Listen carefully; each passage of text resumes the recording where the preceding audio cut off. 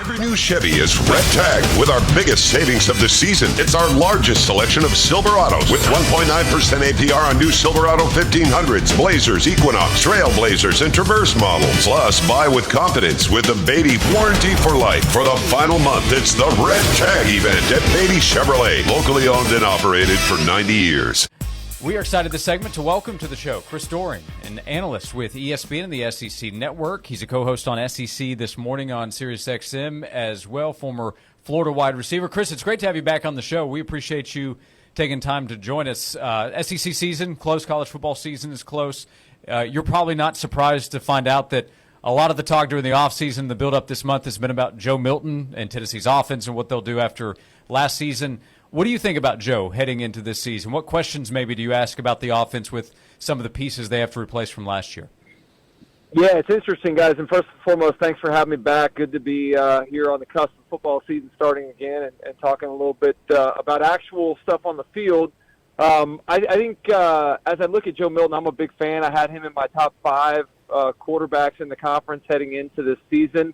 I love the kind of the approach that's very different from most quarterbacks. Like if you were to talk to most quarterbacks that start and then lose their jobs, most of those guys would be in the transfer portal quicker than you could probably see. But he stayed around. He waited for his opportunity, learned from Hendon Hooker. He supported Hendon Hooker. And when he got his opportunity, he was ready to go. And I love guys like that. The thing in terms of the questions I have, as it relates to the places that he's played, hasn't really played in any real hostile environments.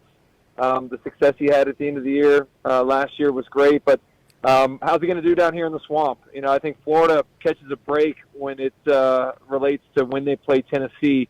I know that's often been something said by Tennessee fans, but this year I think it's particularly true with some new pieces trying to acclimate to the offense, and how does Joe Milton handle going into the swamp with 90,000 rooting against him? Well, a lot of talk, Chris, about Florida, their win-loss total, according to Vegas. And we know games are won and lost on the football field. How do you feel about Florida entering the season with Utah first and then Tennessee coming down there in September as well? Yeah, Jay, I think it's interesting because when we were in Nashville for media days, I was asked about Florida's win total. Vegas set that number at 5.5. I took the under. I thought that with some of the holes that still existed on Florida's roster and the very challenging schedule that they faced, that getting bowl eligible was going to be a tough task. I've kind of changed my thoughts a little bit, some of it having to do with the positivity and talk coming out of Florida's fall camp. Some of it has to do with some breaks that Florida could potentially catch. You mentioned Utah in week 1, reports that Cam Rising may be out.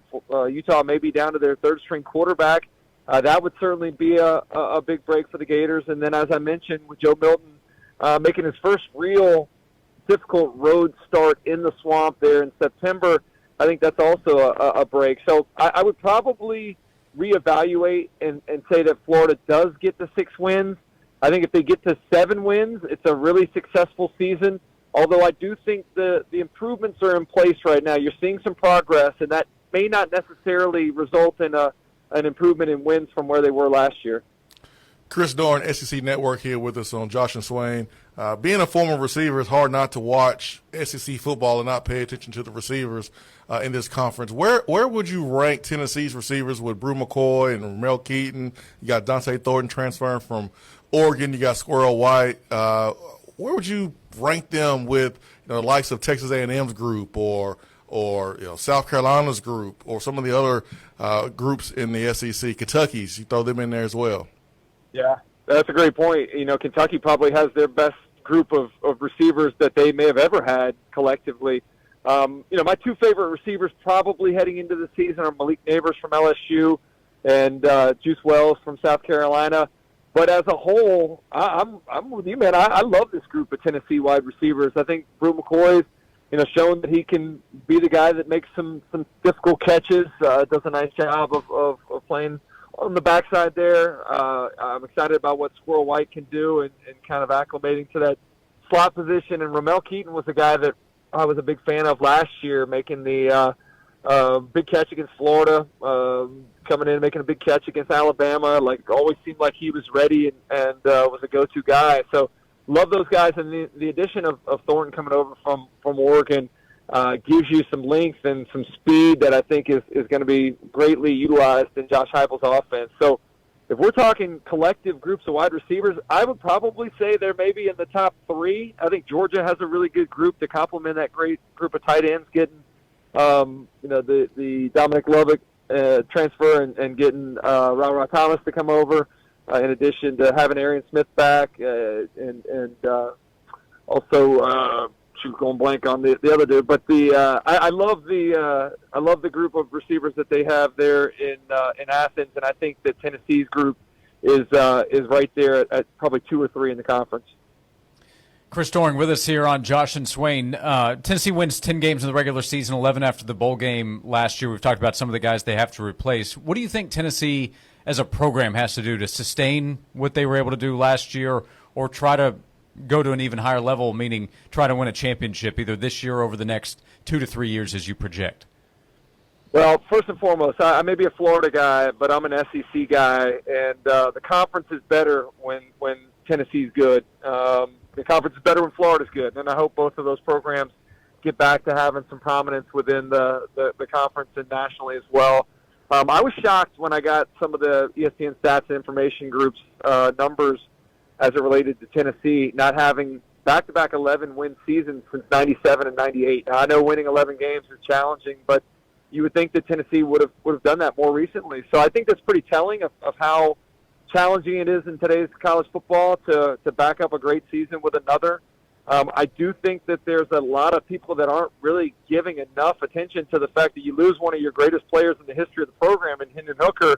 We're all expecting Joe Milton to step in and just take the reins and run with it, which I hope happens. But at the same time, I think we'd be naive to think that there's not some bumps in the road. Defensively, the numbers have not always been great in terms of yards allowed, but Tennessee has been good in takeaways and have been good in the red zone.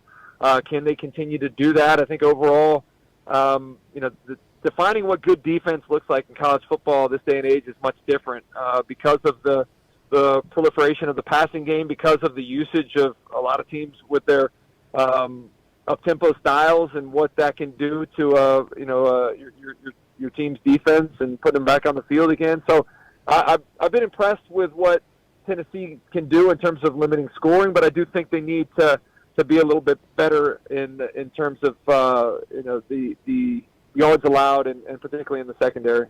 Well, where do you stand on Alabama football this year? There's been talk about offense changing.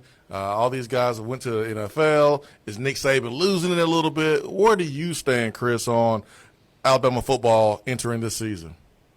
I don't think Nick Saban's losing it by any means. I think he still continues to be, the greatest of all time. I think what happened is that Kirby Smart was able to take that blueprint and successfully replicate it in Athens, something that a lot of other Saban assistants have not been able to do. And what you're seeing is, particularly as it relates to evaluation and recruiting, is siphoning off some of the players that Alabama would have typically gotten in the past. They don't have that same level of depth of talent that they used to have, and so when they have guys that don't hit or they have injuries, the next man up mentality that they've always had is not as successful. I actually believe that I'm not as high on Alabama as a lot of people are. I'm shocked to see that the Football Power Index has them with a better chance of winning a national championship than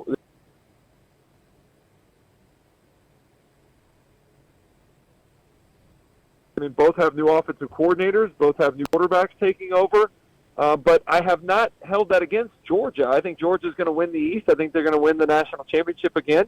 And I think Alabama, the reason I hold it against them but not Georgia is because of the pieces around the quarterback position.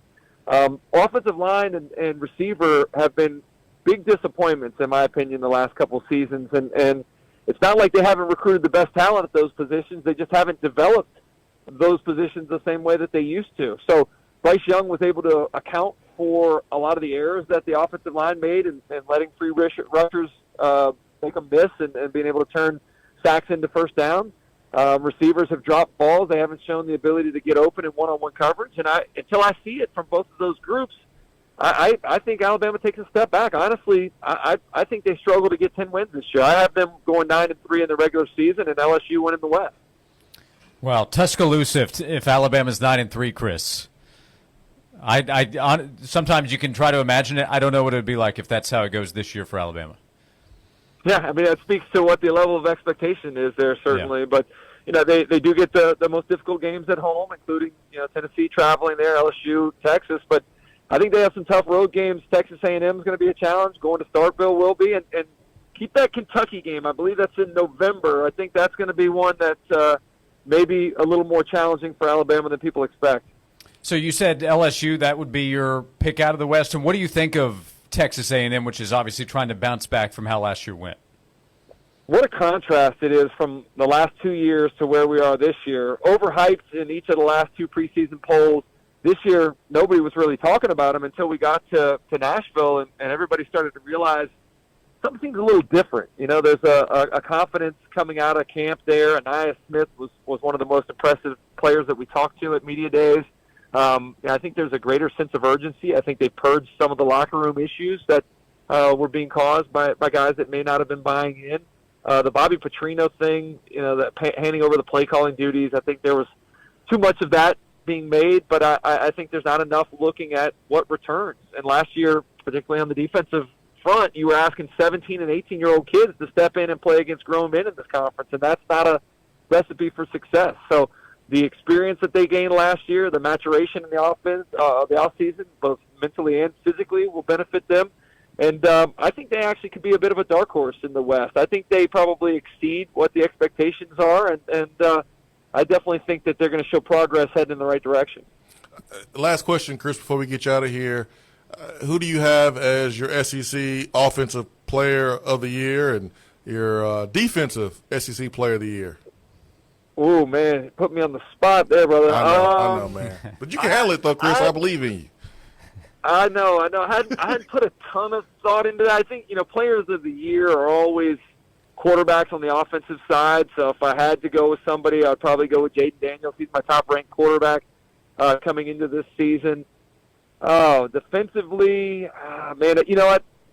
Harold Perkins moving inside could be a guy that we talk about an awful lot. I love the fact that Mason Smith returns to that defensive line. It's like getting a free agent signing with him missing all of last year after that injury in the first quarter against Florida State. So, I probably would lean towards those two guys. I hate saying it, 2 LSU guys, but I think that would be my pick right now. Yeah, would back up your pick in the West as well. Big reason they could take a jump this year. Hey, Chris, we appreciate the time today. Always appreciate your insight as well. Glad football season is just about here. Thanks so much for hopping on the show today. Yeah, thanks for having me, guys. Good to be back.